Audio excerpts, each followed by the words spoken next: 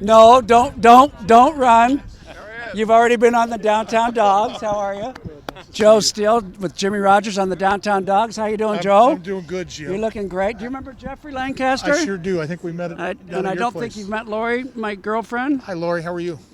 Nice to meet you. Now, Joe still doesn't need an introduction, so we're just going to get right into it. Oregon game. Outstanding. Good news.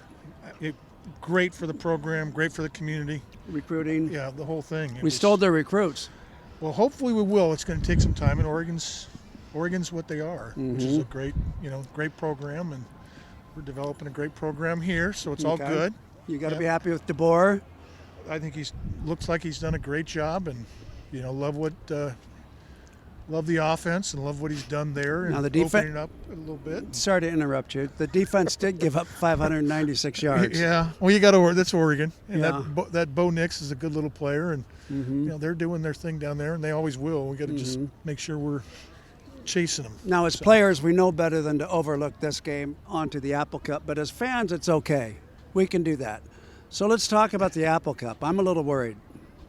They look good today. I watched them. I watched the Cougs a little bit today. Who were they playing? Was it? They played Arizona down there, so they're on the road, and they look pretty good. Is that game over? That game's over. I think the last I saw was 31-13. So I don't know if that was with 4 minutes to go in the game. So yeah. So that was hey, the Apple Cup's always going to be competitive. The home team has a big advantage, typically, I think, which is so going over there is tough. And depending on what time that game is, I'm hoping it's not a 7:30 start on a Saturday night.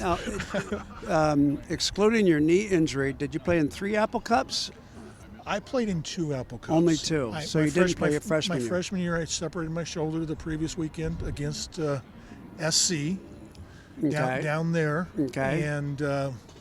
And I was out that week. Ronnie Rowland had a great game. I think he went off for 195 plus yards. So he had a great time there. Were you 2 for 2 then against the Cougars? Then we were actually 4 for 4.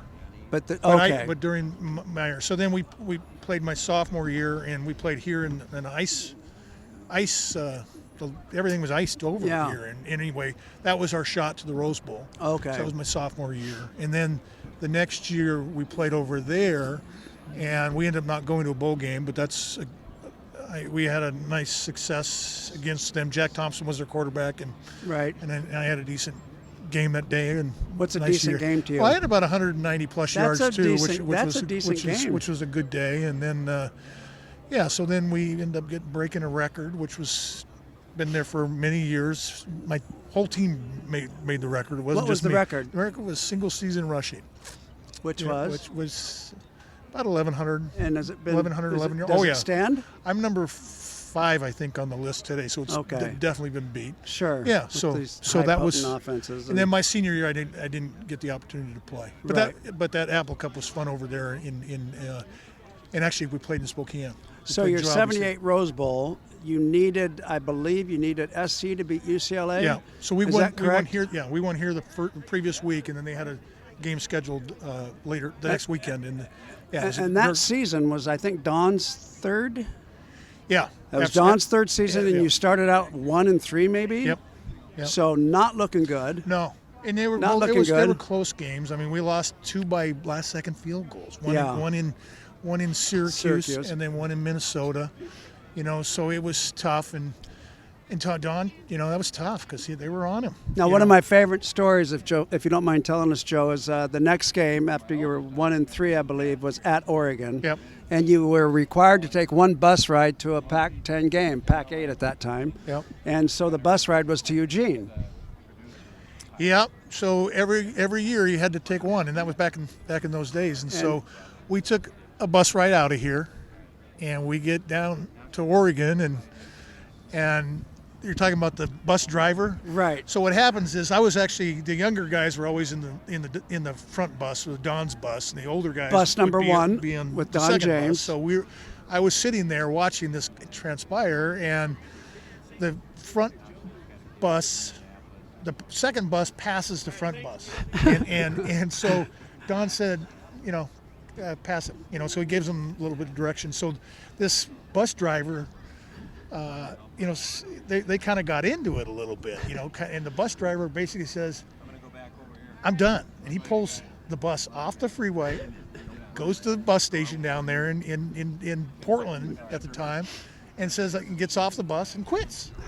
So we're sitting there with 60 guys on this bus and 60 guys on the other bus, and it was unbelievable to watch that transpire. But it really was Don's. He was trying to develop something here, and that was part of it, is being the leader, and he had his way of doing things, which we've all talked about these stories. But that was a great, really interesting. So they got another bus driver, and we went down. But it was that transformation. I mean, that game was so pivotal, and we went into Oregon and just throttled them. 54-0, 52-0. Was it 52-0 or 54? It was nothing. Yeah, it was the nothing. important on thing, their it was side. 0. Yeah, and so it was.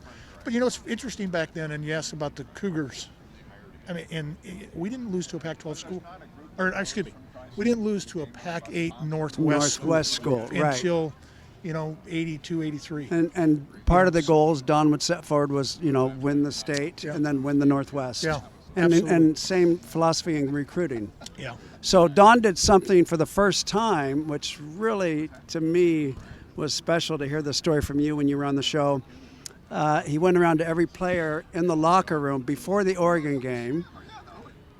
Yeah, it was a real transformation there. And in fact, I remember just succinctly what happened, because the Daily, which is the University of Washington paper, came out with a little thing, and it was an article, and they interviewed Blair Bush. And Blair was one of the senior leaders on the team, and he basically kind of said, we don't have a lot of interaction with the coach, between the coaches and the players, and and that's a little bit about why we're 1-3, and and it just there was a lot. James was going through a lot. So that was the first game, and Don walked around to every player in that locker room before the game started, and shook their hands, said, "Go get them, have a good day," and he did that.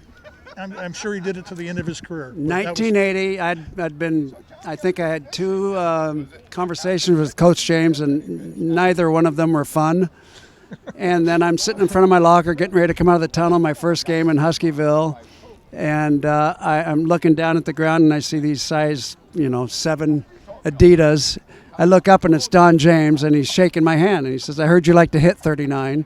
Have fun today." And it just elevated me 5 feet off the ground. Yeah, no, absolutely. Yeah. That was, in fact, somebody asked me recently, your interaction with Don, when was it the most? And I said, when it was? It was on the sideline during a game. It was the one time that he would kind of let his hair down, and he'd come over and say, "How you doing? How you feeling?